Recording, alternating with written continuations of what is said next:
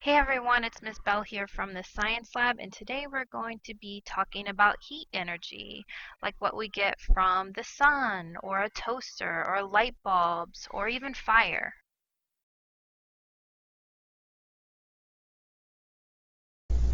And here are some other things that create heat as well. A laptop, or a tablet, or a computer. That energy inside that technology starts to heat up. And if you put your hand on it, you're definitely going to feel the heat that's resonating through that piece of technology. Of course, we know fire, also candles, and that's very, very hot. And we don't ever want to play with fire or get close to it or touch it, but it definitely creates a lot of heat energy. What about when you rub your hands together? That creates what we call friction. So if I take my hands and I go like that really fast, it's going to start heating up my hands, and that's a form of heat energy. Also, what about volcanoes? All that hot liquid magma coming out of them, spewing out of them, or when they start to erupt, all those gases and the smoke coming out, all that explosion, the temperature starts rising, almost to where it's very unsafe to be around. Also, when you're at home, you can think of the stove or the oven or the microwave. They all create a form of heat energy, and that helps us cook our food while we're at home. Even an iron that you plug into the wall can help us iron out our clothes because it uses that heat energy to flatten our clothes on an ironing board. Lights or flashlights or even lamps or the lights I have at the top of my room, those all come, the light comes from electricity through some sort of light bulb, and that helps us see light energy. What about when you're creating some sort of hot beverage, whether it's a tea or a coffee? That liquid is heated up through some source, and you are able to see the hotness leaving the liquid and turning into a gas through the water vapors or steam. Also, a hair dryer. Again, you plug it into the wall, you turn it on, you feel the wind blowing your hair, but you can also feel the heat hitting your face or hitting your hair.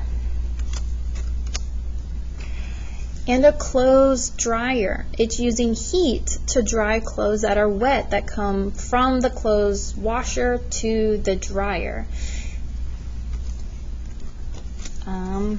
And this is the biggest heat source that we have on our planet. The sun, a huge star in our solar system, even though it's millions and millions and millions of miles away, we're still able to use that heat energy to help us survive and to help us keep warm on our planet so that we don't go extinct.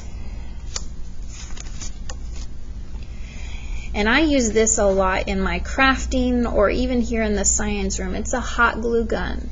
Just like some of those other objects, you plug the glue gun into the wall, it starts to heat up, and it actually melts the glue sticks that are in the hot glue gun. Talking about heat energy and temperature, we know things that are really, really hot, it hurts when we touch it, and things that are really, really cold might make us shiver or feel like, ooh, that's so like freezing and so chilly.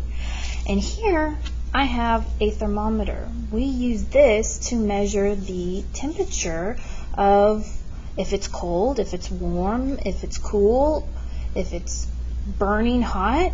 And you can see this red line going through the middle of my thermometer.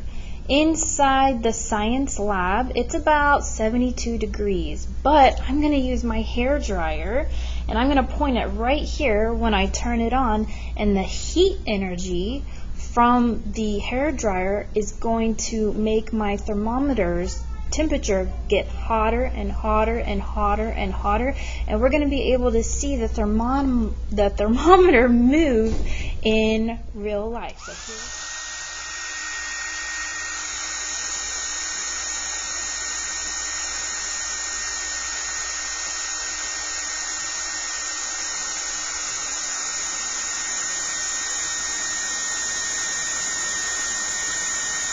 That's really, really hot.